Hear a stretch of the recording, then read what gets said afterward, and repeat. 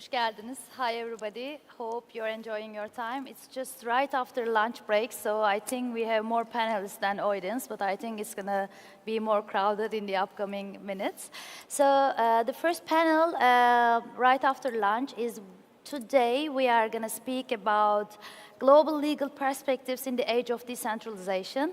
Let me introduce myself and then I'll give words to my dear panelists. I'm Ayşegül Şensoy, Chair of Istanbul Blockchain Women Association and also General Manager of Fuse, which is Abu Dhabi, Dubai-based regulated fintech. So I would like to first welcome you all to Istanbul and I hope you will enjoy today's panels with us.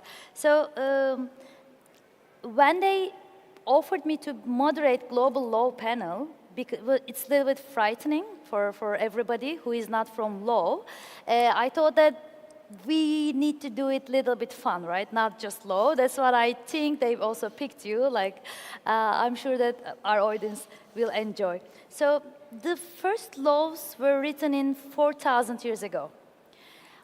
It's like old ancient times, and till this time we always have laws and we always needed justice. So, but today code is law and trust is programmable. So today what we are going to discuss is how law can provide justice in this decentralized world.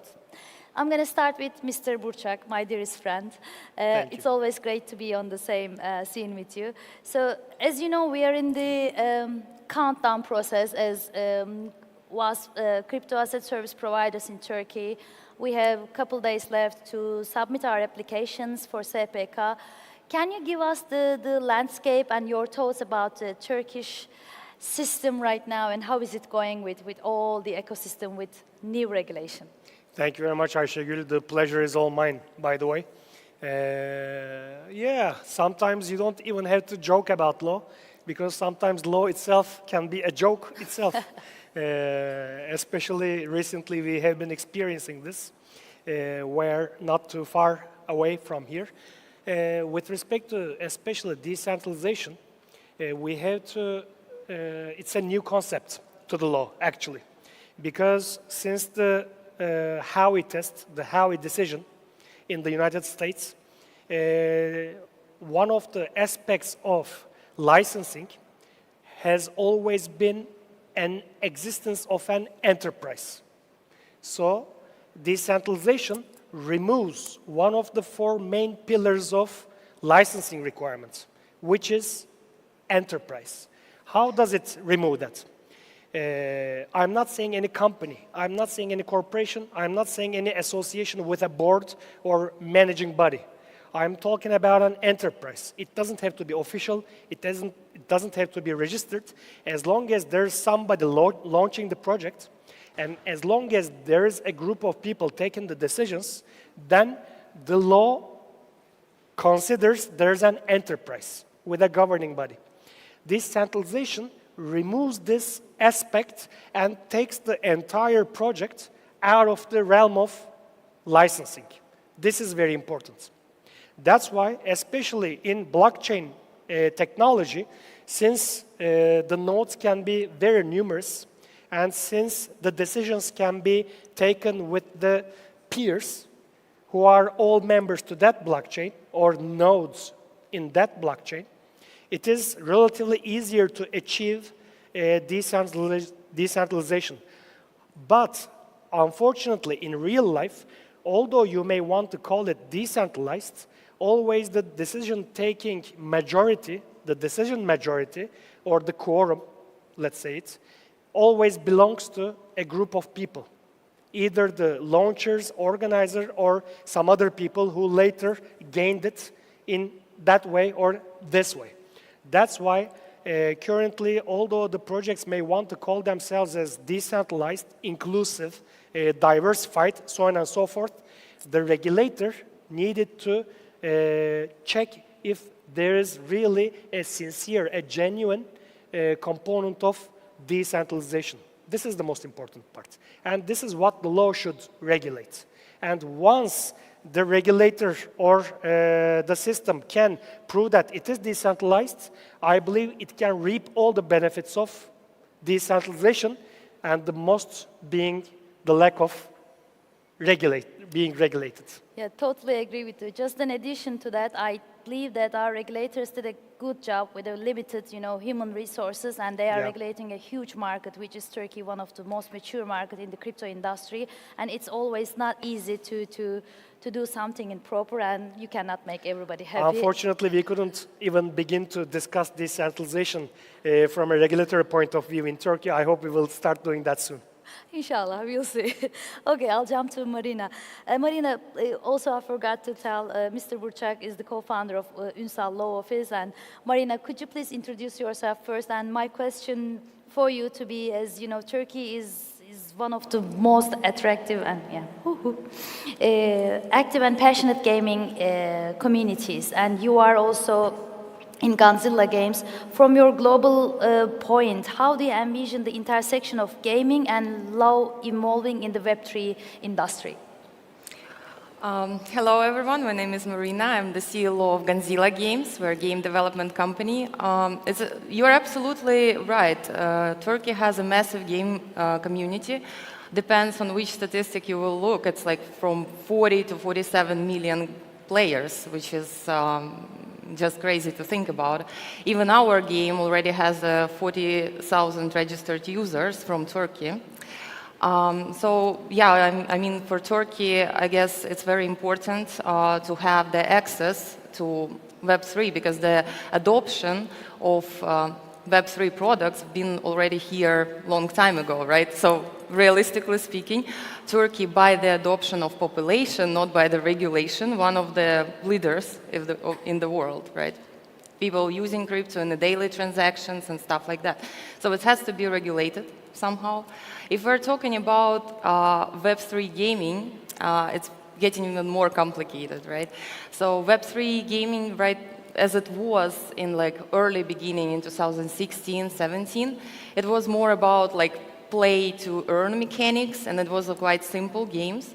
Right now, if Web3 gaming wants to progress, it has to be the same games or the same quality games as the regular games, right? Because otherwise it's not interesting.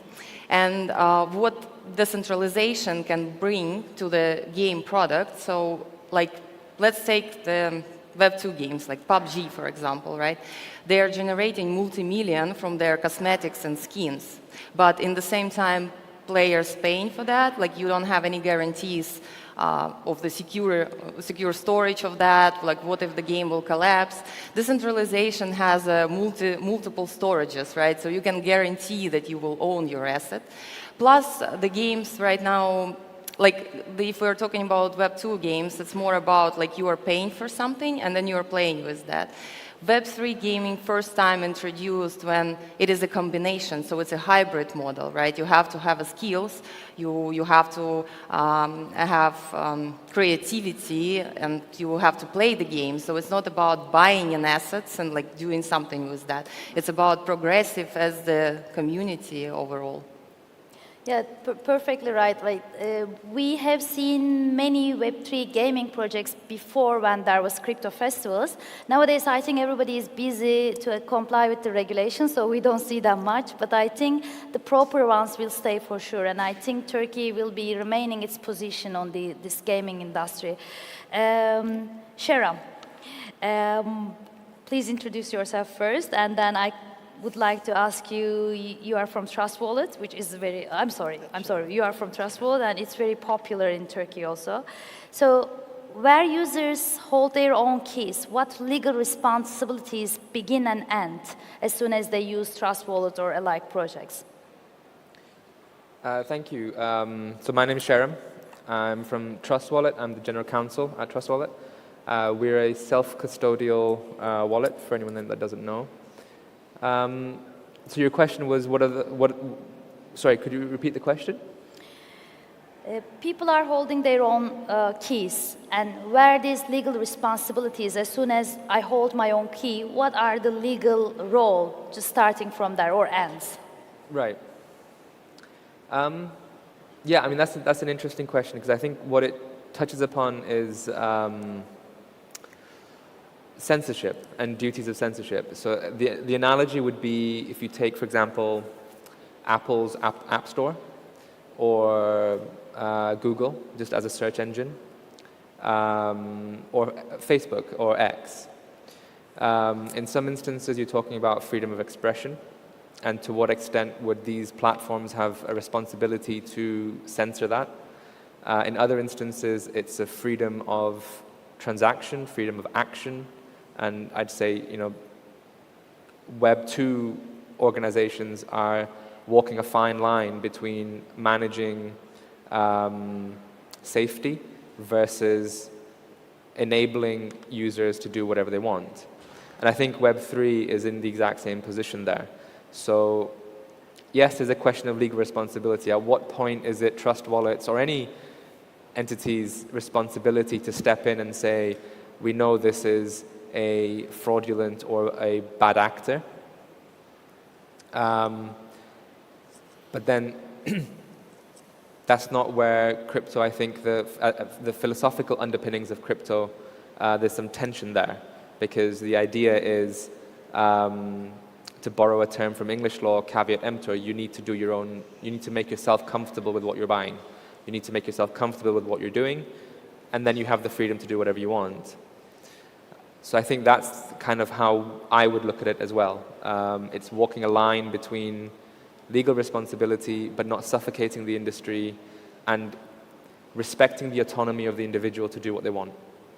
Just in addition to my question, what are the motivation for users to use Trust Wallet instead of just using a custodian or something like that? Like, what do you think the benefit of using Trust Wallet or products? I think that's a really interesting question, and I think that for me, crypto it has a bad reputation, I believe wrongfully. People think that if you don't have the KYC, if you have the privacy, blockchain arguably is not privacy friendly because everything is fully transparent, but it's very difficult to interpret. So I think that there's a question mark around, well, okay, what do we mean by privacy exactly? But anyway, let's just say your details are shielded. And so the only person that would be interested in a product like that would be a money launderer or some other criminal of some description. I think that's completely wrong, because if you, again, try and create an analogy with a real-world example, it's like saying every time you draw your curtains in your bedroom, you're committing a heinous criminal act. Every time you lock your door, you're going to go and stab someone. I don't think that's the case. I personally got involved in crypto, to be honest, for experimentation, to explore what we can do. I think it's a new technology. I think that you have to be able to play with it. I think that if you look at the progression of technology, the progression of humanity, things start in a completely different form. You play around with them, you experiment, you make mistakes, and that crypto is making mistakes. That's clear. But I think we need to move away from this notion of crypto is just full of criminals. I don't think that's true. Yeah, I agree with you. And with Web3, we moved the rights of our own ownership of our own rights is now on us. So I think this kind of solutions gives us right to hold our own personal data or whatever we have. So we are able to hold it without needing any intermediaries. Now I'm just jumping to Abhishek, sorry for the confusion before. So when I was, we just met here, as you can guess. So when I was searching for your LinkedIn, I saw your LinkedIn tagline begins with curious. So if you were to translate that into legal thinking, how important is curiosity in law? And before, please introduce yourself. And I really wonder what this curiosity means in your world. Sure. So I'm Abhishek. I have been a lawyer for about 20 years now. And I used to work in-house. Now I work in private practice, mainly between Abu Dhabi and Dubai. But I've worked across Southeast Asia, India, Africa, and now the Middle East, right? Curious means simply, so there's a very nice phrase. I don't know who wrote it, but obviously somebody wiser than me. And it says, the The creative adult is the child that survived, right? So that really is what Curious is intended to get at, which is that you should always approach whatever it is you're doing, especially new areas, new technologies, you approach them with a childlike curiosity. Because a childlike curiosity, there's no ego barrier, right? You're not interpreting it with your preconceived notions, you're not interpreting it with baggage, right? Of this is how the way things are done and we can only do it this way. So when you approach it like that, but you also have your grounding, which is that you have your training in the fundamentals of law, right? Law itself is a set of rule sets, right? It's robust rule sets. Things like who is liable between a principal and an agent, you know, who has to pay damages, how much are those damages if you commit a tort, if you violate copyright or trade secrets, who's liable, who pays, etc. All of that thing. These are rule sets that have developed over hundreds of years through testing, through litigation, and through the messiness of real life. So you have those, and then you apply those to new areas of law, but you do it with a curiosity. And that helps you to navigate to probably what is a good and workable solution in the Web3 space. That's what Curious is. So when talking about curiosity, do you think like I think this question to you all, do you think innovation is possible in law, especially when we are talking about global law? How innovation takes place in law world? I'll go first really quickly. It absolutely is, but you also have to remember there's a funny saying which is there's nothing new under the sun, right?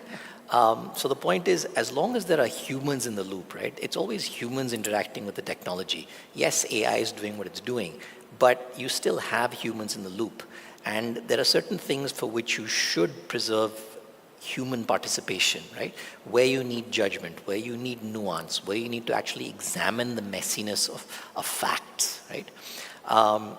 Innovation in law is very possible for adapting existing rule sets to the new technologies. So the innovation comes in there. Sometimes you genuinely need to go forward. So there's a big debate in Web3 that are digital assets a new kind of property, right?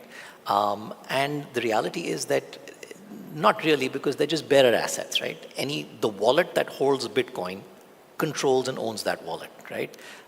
Control of the asset is ownership of the asset. So again, it's not that different, but the innovation comes in adapting what is existing and what is tried and tested and applying that to new technology. Yeah, great answer. Thank you so much. Burçak Bey? Yeah, I believe innovation is quite possible in law. Actually, everybody thinks of law and regulations as painting something black or white.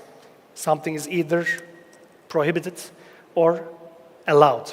I think that couldn't have been farther from the real life.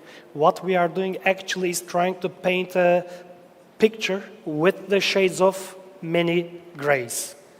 What we are trying to do here is, for instance, let's take a solid example of derivative transactions with crypto assets. Why is it prohibited in Turkey? It is irrational, and it is inflicting damage on everybody, and it is causing Turkey itself to lose money. Instead of doing that, why don't you come up by choosing 5 or 6 different assets, give a license to certain platforms which can give the option to provide derivative transactions, and take it from there and keep them liable. I mean, this is an innovation.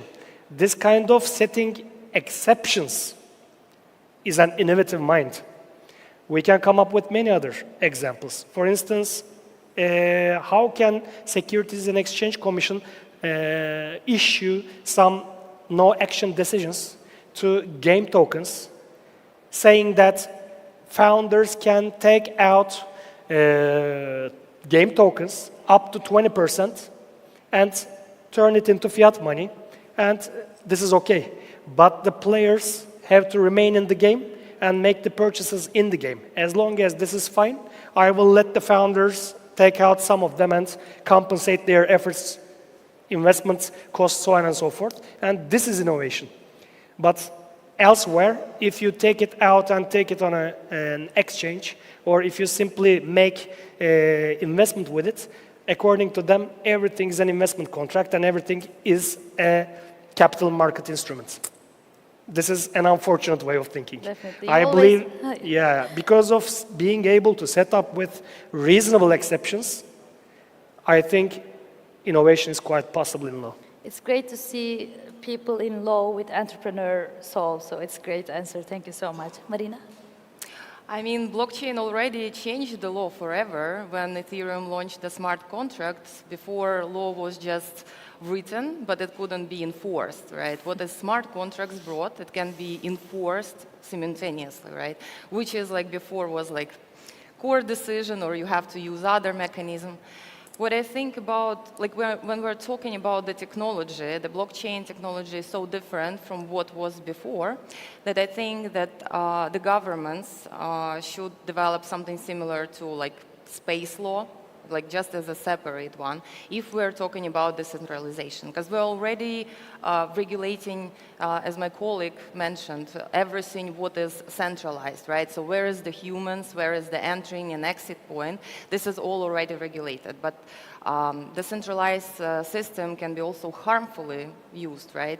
But there is a decentralized system for the decentralized system to actually regulate itself, right? So, for instance, there is verifiable credentials, right? So if you need to prove like your age, especially for the games, it's very important. You have to have the game age restrictions, right? Because of the potential content of the game, because it's a real economy inside the game. So you can enforce these age restrictions by using the other decentralized technology. In this scenario, the company doesn't have to know your gender, doesn't have to know, let's say, even your geography, but has to know only your age. So this is technology can help to these companies to stay compliant with the regulation. And if we're talking about like just a law and the technology in the law, it's also possible to complement the courts, right? So there is a decentralized mediation programs where you, instead of the judges and jury, you have token holders, and you are asking to solve the whatever your commercial problem by them voting. It of course will never replace the courts, but if it's a small claims, you know, it totally can complement the courts and help them to be more productive. Yeah, definitely. Like I think in gaming world specifically, you cannot survive without innovation, right? So everything supporting this business has to be also innovative. Sir, for you? Yeah, I mean, great answers. It's difficult to add anything to that. I think, to be honest, I think we've made things quite easy for law throughout history. Law has always had an institution or a person that they can grab hold of and say, you did something wrong, you're the bad actor, and you're going to get punished. Whereas now we're creating workflows where there's no actor, particularly in a properly decentralized workflow. And so the law has to really think, and that's where I think innovation steps in. Well, how do I enable this transaction to occur given the flow of technology? You know, it's like AI. Once it's out of the bag, you can't bring it back in. You know, so this work has started. I think we've all acknowledged the benefits, the efficiencies, the productivity that can be achieved. And it's too late for us to say, okay, kill it.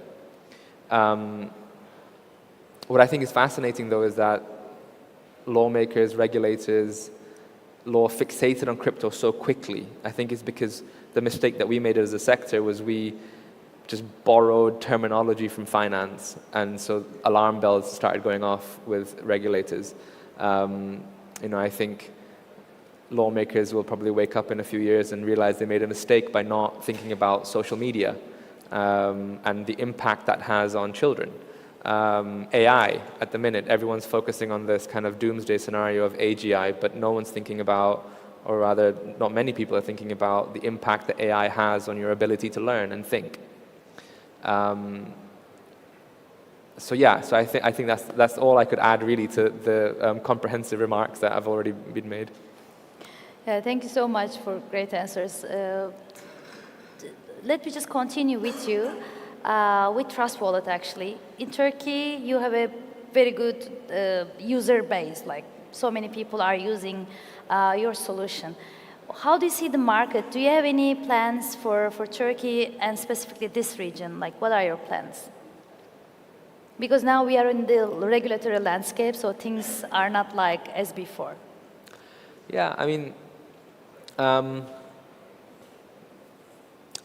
I think most crypto players in the decentralized self-custody space, the way the organization's set up, the way that the workflows are set up, it's difficult to pinpoint one home territory in the way that you're describing. I mean, of course, you're going to have a jurisdiction of incorporation, and so that could potentially be your territory. But you could have one feature starting life in one jurisdiction, but then actually you're using a vendor from a different jurisdiction. You've got a partner in a third jurisdiction, and your user is in a fourth jurisdiction. So like you have to kind of map out all the various touch points. It's a slightly evasive answer, but it's more of a global outlook that we have, and I think that in terms of country-specific or region-specific, what Turkey certainly has proven itself to be is a real user of crypto. And so in the sense of where are we getting those signals about what things are working, how people are using crypto, not just to speculate on altcoins, is an interesting kind of data source. Thank you so much. Yeah, we are excited to see international projects settle down in Turkey and investing in Turkey and generating ecosystem here more and more. Abhishek, to you. So you have worked across Africa, Middle East, Southeast Asia, India, and so many different projects, specifically tokenization and stablecoins. So as you have seen so many different areas, how do you see the currently the most future-ready of all around these regions? So I think that probably the UAE by quite a margin, for the reason that they have, they're the most practical. So they, on the one hand, everybody says, come to Dubai, come to Abu Dhabi, it's Habibi. Wonderful, etc. Come to Dubai, Habibi, right? But when you land up there, you realize that actually the regulator can be quite stringent in terms of their own criteria and the standards that have to be met, right? Fuse, for example, I know has certain licenses in Dubai, and it's not that you could just walk into the regulator's office one day and get them. It took a lot of work, presumably with your advisors, to get systems in place, to get governance mechanisms in place, to get a compliance function hired, trained up, etc., and get all of these contracts in place before your license was actually granted. But the main point is that what each regulator in Dubai, whether it's VARA or whether it's DFSA or FSRA in Abu Dhabi, or SCA for that matter, they will always tell you that, look, if you're willing to put in the work with us, then we will get you over the line, right? Which is great because the in principle is always yes, right? So if you have an innovative project in Web3, if in principle, yes, you can do it here. Whereas in places like India, in Africa, and even parts of Southeast Asia, it's still, in principle, we might say no. Whereas in the UAE, it's always, in principle, it's a yes. Now show us that you are worthy of actually being entrusted with other people's money. Yeah, Burçak, what do you think about Turkey's stance in that point? How do you see Turkish regulation? Yeah, it's a very good question.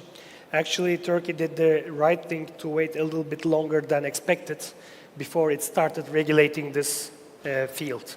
And at the beginning, the regulations seemed relatively fine, other than the first regulation issued by the central bank, which is to ban the payments with crypto. Started with no, Yeah, right? it was literally a prohibition because the term prohibition was in the regulation itself, prohibition of payments with crypto. So that didn't really encourage the market very well. But after that, we were expecting relatively less stringent regulations, and we were quite hopeful. But at the end of the day, after the regulations issued with respect to licensing requirements, now we see that the headcount of the service providers increased significantly, the headcount. The lack of training for those who should have been employed were not there. There was no infrastructure to give them proper training so that a company like you are representing can hire them, and many others, 80 of them, more than 80 of them. At the beginning, the capital requirement was more reasonable, but now we understand that it requires significant capital investments, and it cannot be used as a working capital, but it has to be there at all times. Moreover, there are some other issues like curbing the ways that they can make money, like the derivative transactions, payments, launching new fintech possibilities. They are also implicitly or explicitly prohibited. Moreover, the application is very immediate. I mean, MiCA itself will not kick in till the end of this year, but many countries are even extending the grace period, especially for very critical issues. But Turkey demanded application by the end of this very month. And also the technical requirements. They required, I mean, I'm, by the way, telling only just a couple of them. I'm not delving into too much detail here, just the most important ones. The technical requirements, I mean, you have to keep a significant amount of the assets at a custodian, but there is no custodian which has been licensed yet. And we don't know whether their technical infrastructure is ready or not. Yeah. And of course, the localization requirements. All the keys should be in Turkey. You cannot use foreign servers, even in case of supplementary services. Now, when I compare all of this with other jurisdictions, unfortunately, especially for non-Turkish players, it's getting a bit tougher, and this makes them raise eyebrows. Although the market is big, although it seems lucrative, yes, of course, because there's the consumer out there, there's the transaction amount, so on and so forth. But whether their income will be legitimate enough, will justify this investment, nobody is quite, they don't have the peace of mind, you know. That's why, although in previous years I was hopeful with respect to regulations, this year, of course, after having seen what the regulations are, now I believe Turkey will have to maybe revisit the policy and maybe make certain things at least less stringent, maybe be more innovative about this, as I mentioned in my previous remark. Yeah, thank you so much. We are all hoping market to grow so we can cover all these costs and have like legitimate players in the market in the upcoming phases. Right. The law is a little bit different for DAOs and like NFT marketplaces, Marina. My question is for you.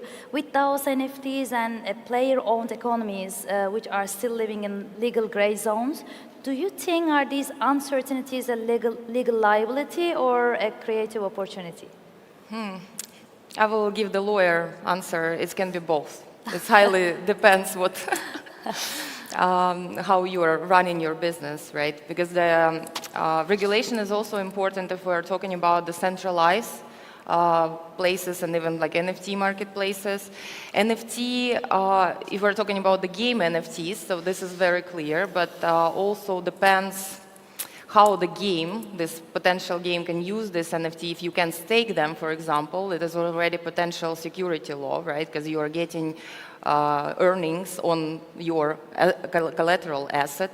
So, because the regulation is changing and coming, like in Turkey, right, and in all other countries, in Europe it's a little bit like more complicated for the smaller players to get into the market. I guess it's the same like in Turkey, like way too many requirements, and especially a technical one. But there is a countries which is allowing to have a direct contact with the regulator through the sandboxes. Like the Cayman has a very successful sandbox. Singapore started their regulation with the sandboxes when you could have direct contact with the regulator and explain the technology. It's very important for the regulators to understand what they're trying to regulate, and even if it's possible, right? So I would say that company which is willing to explore their opportunities and willing to talk to the regulators and find the best solution, for them it's a great opportunities. But if you are closing your eyes and you're like, okay, this is what we're doing because we're not even about decentralization, but more about anarchy, then of course it can be liability and serious problems. Yeah, thank you so much. I always see law and regulation in our field as a protective and mandatory part.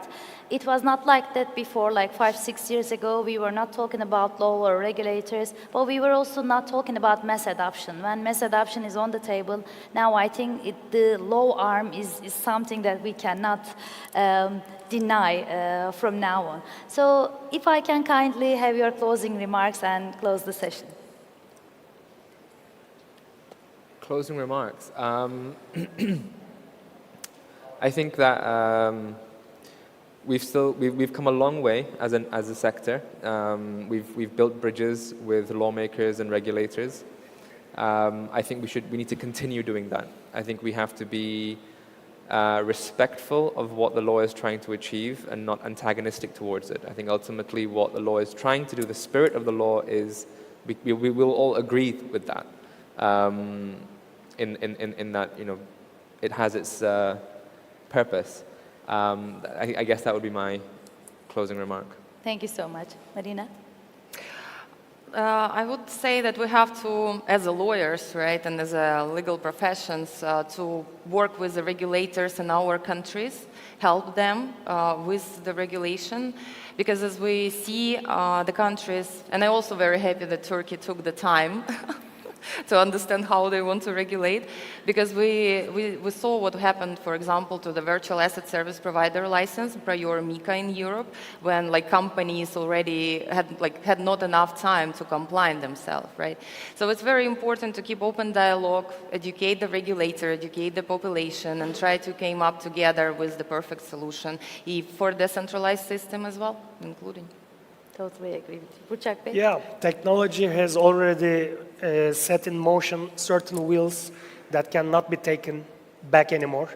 So although we may expect some setbacks, especially in the regulatory area, I believe this is here to stay. So we are trying to be agile. Everybody has to remain agile. I am 100% hopeful for the future of crypto assets and blockchain in Turkey and in the world. Although some regulators may try to resist certain things in certain ways, I believe in due time we will come to a common sense conclusion with everybody. Thank you so much. Abhishek, last word is yours. Just very simply that regulators and what I really hope is that regulatory regimes around the world start to harmonize, and specifically around human benefit, right? One of the best parts about blockchain, especially in emerging markets like Turkey, is that when you are able to take your savings, convert them into stable coins, and actually earn a much higher yield on chain than you would be able to earn off chain. The reality is blockchain makes it very easy to bite-size risk. So the same benefits that it's able to deliver with stable coins and yield, it'll be able to deliver if you can parcel funding into real-world projects as well, which is the whole real-world asset tokenization piece. And I hope that regulations around the world start to harmonize so that it becomes much more easier for people in emerging markets to leverage and get more out of their savings. Because that would be a really good way for blockchain to deliver its promise. Totally agree with you. Thanks a lot for great insights, and thanks a lot for listening and being with us today. Hope you enjoy the rest of your day. Thank you. Thank you. Thank you. Thank you.